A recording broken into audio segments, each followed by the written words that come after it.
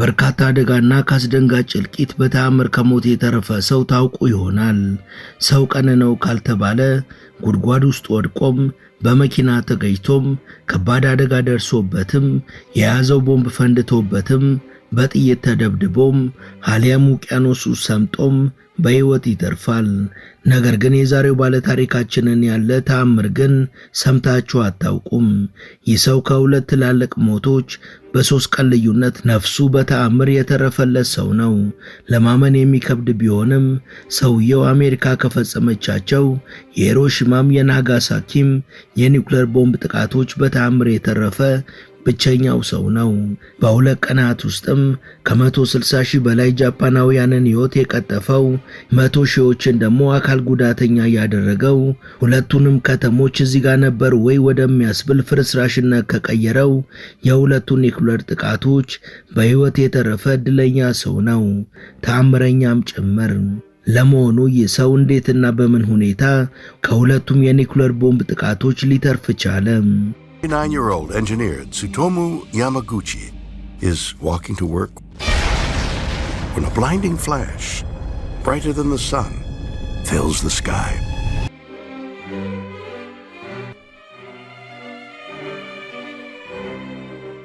ሰላም በመላው ዓለም የምትገኙ ውድ የመሿለኪያ ቤተሰቦች፣ በዛሬው መሰናዷችን ዓለማችን ካየቻቸው ሁለት እጅግ አሰቃቂና አውዳሚ የኒውክሌር ቦምብ ጥቃቶች በአስደናቂ ሁኔታ ስለተረፈው ጃፓናዊ አነጋጋሪ ገጠመኝና የማይታመን የህይወት ተሞክሮ እናወጋችኋለን።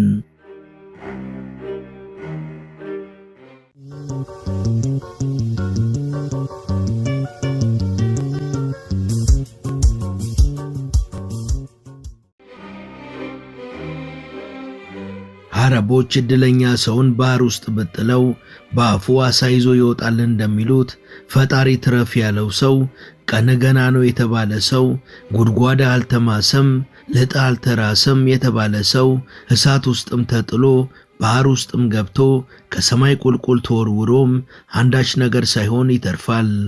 ይህንን አንዳንዶች እድል፣ አንዳንዶች ደግሞ የፈጣሪ ተአምር ሲሉት፣ ሌሎች ደግሞ አጋጣሚ ይሉታል። የኒውክሌር ቦምብ ሲነሳ የዓለም ምሳሌም ማስፈራሪያም ማስተማሪያም ተደርጋ የምቀርበው የሂሮሺማና ናጋሳኪ አውዳሚ ጥቃቶችን ያስተናገደችው ጃፓን ናት። በእርግጥም ያበራሽ ጠባሳን ያየ በእሳት አይጫወትም እንዲል ተረቱ። ጃፓንን ያየ ዓለም ዛሬም ከዛ ፍርሃት አልተላቀቀም። እነዚህ ሁለት የጃፓን ከተሞች ከ1945 በፊት በድምሩ ከ400 ሺህ በላይ ሕዝብ የሚኖርባቸው የወደብና የኢንዱስትሪ ማራኪ ከተሞች ነበሩ።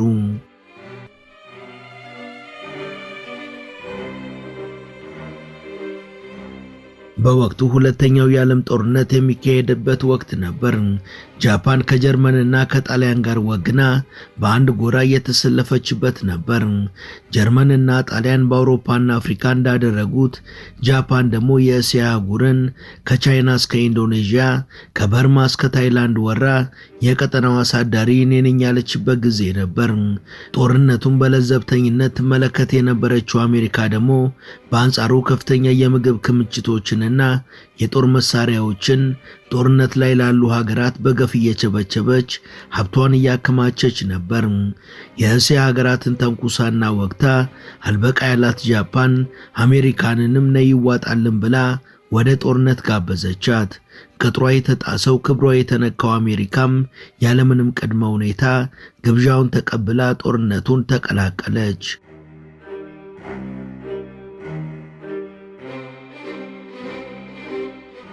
በወራ ዲሴምበር 7 ቀን 1941 የጃፓን አየር ኃይል ፓሲፊክ ውቅያኖስን ተሻግሮ የአሜሪካውን ፐርል ሃርበር የባህር ወደብ አጠቃም።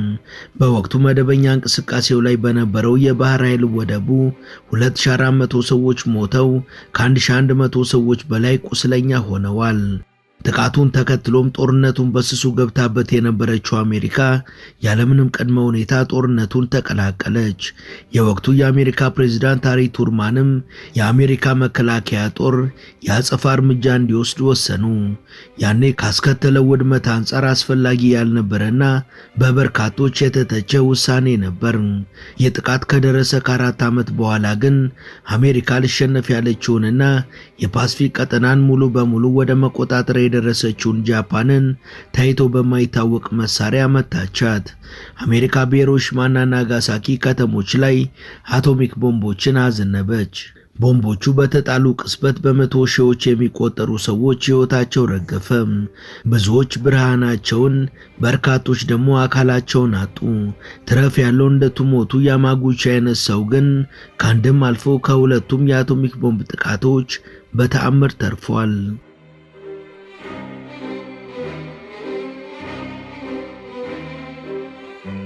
አሜሪካ የመጀመሪያው ጥቃትን የፈጸመችው ሂሮሺማ ላይ ነበር። ሊትል ቦይ ወይም ትንሹ ልጅ የሚባለውን 4400 ኪሎ ግራም የሚመዝነውንና 71 ሴንቲሜትር ዲያሜትር ያለውን አቶሚክ ቦምብ ሂሮሺማ ላይ የተጣለው ኦገስት 6 ቀን 1945 ነበር። ሊትል ቦይ የተባለው ይህ ትልቅ ጥፋት ያመጣ ቦምብ ሂሮሺማ ላይ በወደቀበት ወቅት የዛሬው ባለ ታሪካችን ቱሞቱ ያማጉቺ ከሂሮሺማ ከተማ ለመውጣት እየተሰናዳ የነበረበት ማለዳ ላይ ነበር። ያማጉቺ ውልደቱና እድገቱ እንዲሁም ትምህርትና ኑሮ በናጋሳኪ ከተማ ነው። በሙያው ማሪን ኢንጂነር ወይም መርከብ ገንቢ ኢንጂነር የሆነው ያማጉቺ የሚሰራው ደግሞ በእውቁ የመኪናና የሌሎች ማሽነሪዎች አምራች በሆነው በሚስት ቡሺ ካምፓኒ ውስጥ ነበር። ሰኔና ሰኞ ገጥመው እንዲል ያገሬ ሰው በዕለቱ ለ3 ወራት በሂሮሺማ የቆየበትን የነዳጅ ታንከር ዲዛይን ስራን ከባልደረቦቹ ጋር አጠናቆ ወደ ናጋሳኪ ሊመለስም እየተዘጋጀ ነበር።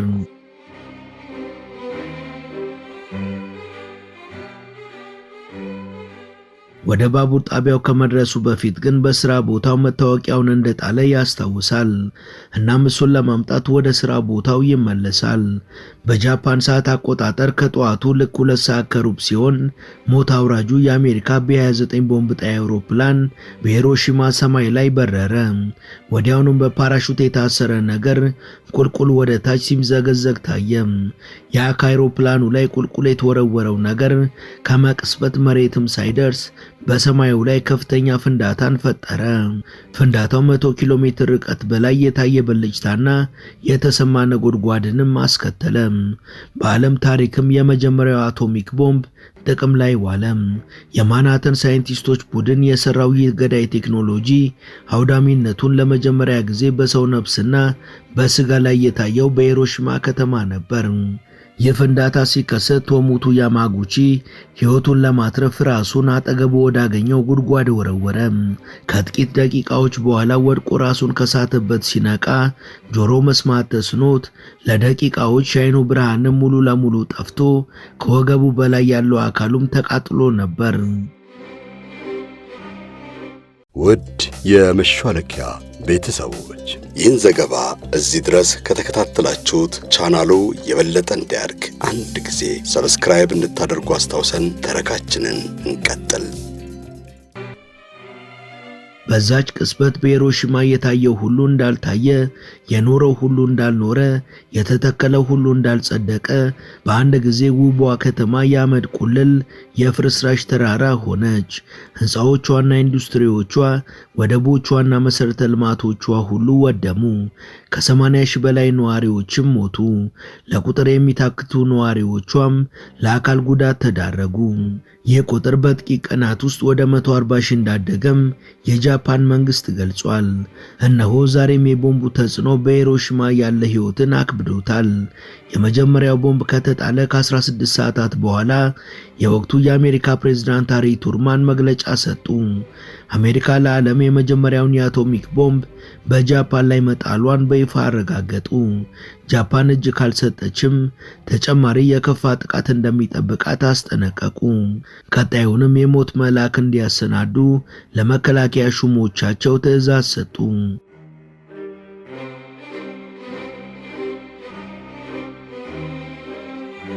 ያማጉቺ እንደነቃ ከአውሮፕላን ጥቃት መከላከያ ምሽግ ውስጥ ነሐሴ 6 ቀኑንና ሌሊቱን አሳለፈ። በምሽጉ ውስጥም የሥራ ባልደረቦቹን በድጋሚ አገኘ። ነሐሴ 7 ቀን ጠዋት ወደ ናጋሳኪ ለመሄድ ወደ ባቡር ጣቢያው አቀኑ። ያማጉቺ ቀኑን ሙሉ እንዲሁም ሌሊቱን ሙሉ ተጉዞ ነሐሴ 8 ቀን 1945 በማለዳ ናጋሳኪ ደረሰ። ምንም እንኳን ሕይወቱ ቢተርፍም ፊቱ ግን በኒውክሌር ቦምቡ ጨረር ተለብልቦ ከስሎ ነበር። የተቃጠለው ፊቱን ለመታከም ናጋሳኪ ውስጥ ወደሚገኝ ሆስፒታል ሄደ። በሆስፒታሉ አብሮ አደግ ጓደኛው የሆነ ዶክተርን ቢያገኝም ፊቱ ክፉኛ በመለብለቡ የተነሳ ዶክተሩ ሊለየው አልቻለም ነበር። ያማጉቺ እስከ ነሐሴ 9 ቀን ድረስ ሆስፒታል ቆይቶ ካገገመ በኋላ ወደ ቤተሰቡ ከመሄዱ በፊት ጉዳዩን ለድርጅቱ ሪፖርት ሊያደርግ ወደ ሚትሱቢሺ ናጋሳኪ ቢሮ አመራም። ያማጉቺ በሂሮሺማ ስለተፈጠረው ሁኔታ ላለቃው ነገረው። በአንድ የቦምብ ጥቃት ሂሮሺማ ከከተማነት ወደ አመድነት መቀየሯንና የነበራት ሁሉ መጥፋቱን፣ ሰው እንደ ቅጠል መርገፉንም ነገረው።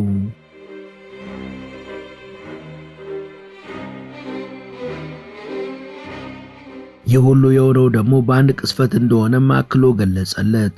አለቃው ግን ይህ እጅግ የተጋነነ የልጅ ተረት ነው እንጂ የትልቅ ሰው ወሬ አይደለም ብሎ ሊያምነው አልቻለም። ቶሞቶ ያማጉቺ እዛው የሚትሱቢሺ ናጋሳኪ ቅርንጫፍ ቢሮ ካለቃ ውስጥ የያዘውን ሙጉት ሳይጨርስ ሂሮሺማ ላይ ከቀናት በፊት ያመለጠው ሞት ተከትሎት ናጋሳኪ እንደመጣ አወቀ። በከተማዋ ከፍተኛ የብርሃን ብልጭታ ታየ። በአፍታ ልዩነት ደግሞ ከፍተኛ ጆሮ የሚበጥስ የፍንዳታ ድምፅ ተሰማ። በአንድ ጊዜ ሁሉም ነገር ወደ ፍርስራሽነት ተቀየረ። አለቃውም የተፈጠረውን ነገር የተነገረውና ያልገባውን ጉዳይ ወዲያውኑ በተግባር ተመለከተው። የአሜሪካው ፕሬዝዳንት ሃሪ ቱርማን እንደዛቱ አልቀሩም፣ አስፈራርተውም አልተውም። ሁለተኛውን አቶሚክ ቦምብ ናጋሳኪ ከተማ ላይ ጥለዋል። አሜሪካውያን የጭካኔያቸውንና የበቀላቸውን ጥግ ለዓለም አሳይተዋል። እኛ እንዲነን በቀላችንም ይህ ነው ሲሉም ተኩራርተዋል።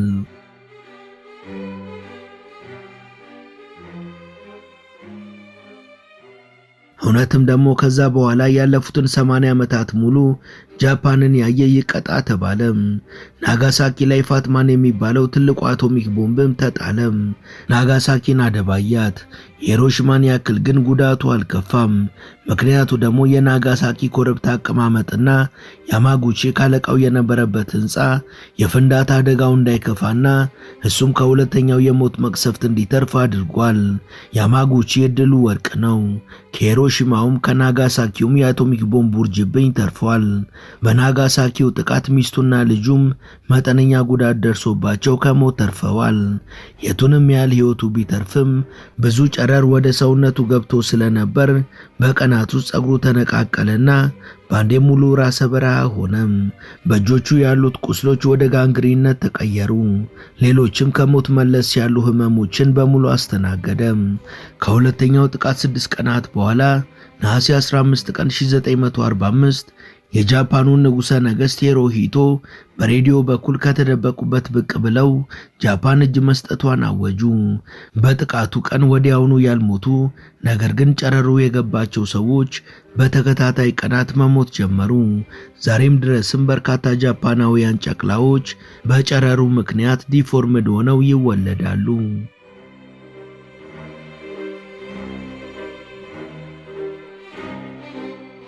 ቀና አይደለም ትረፍ የተባለው ያማጉቺ ግን ማገገም ቻለም። ቀስ በቀስም ወደ መደበኛ ህይወቱ ተመለሰ።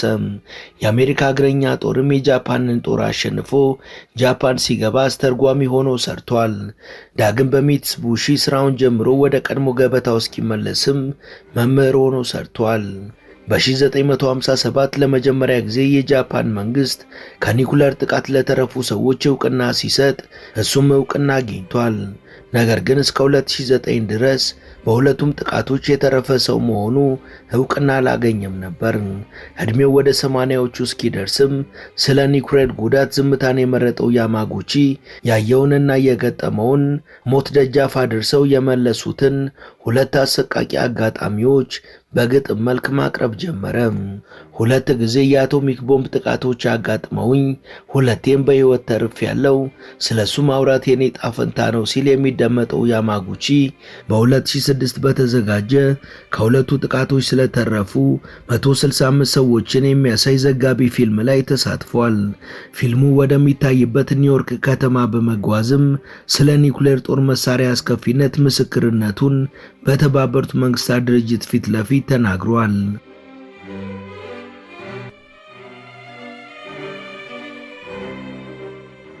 ዓለም ለምን የኒውክሌር ጦር መሳሪያ በሰው ላይ የሚያደርሰውን ሰቆቃ እንደማይረዳና ማምረቱን እንደማያቆም አይገባኝም የሚለው ያማጉቺ የእድሜው መጨረሻ ላይም ዓለም ከኒውክሌር ጦር መሳሪያ የጸዳች እንድትሆን ሲቀሰቅስ ከርሟል።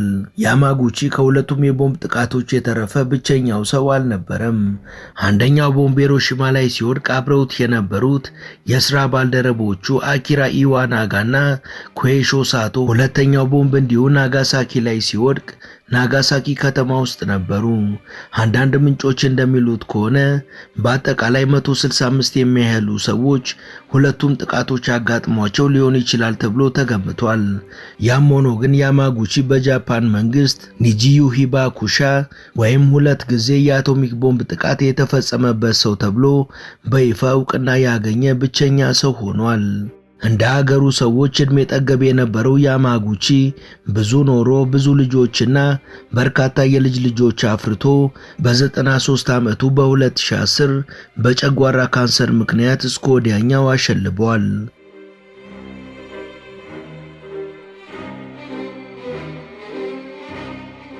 ወደ ቻናላችን ቤተሰቦች ለዛሬ ያሰናዳንላችሁ ይህን ይመስል ነበር። እስከ ዝግጅታችን ፍጻሜ አብራችሁን ስለነበራችሁ ከልብ እናመሰግናለን። በቀጣይ ቢሰሩ የምትሏቸውን ርዕሰ ጉዳዮች ብትጠቁሙን ደስ ብሎን እንቀበላለን። ቻናላችንን ሰብስክራይብ እና ላይክ ማድረግ አትርሱ እያልን ለዛሬ በዚሁ ተሰናበትን። መልካም ጊዜ።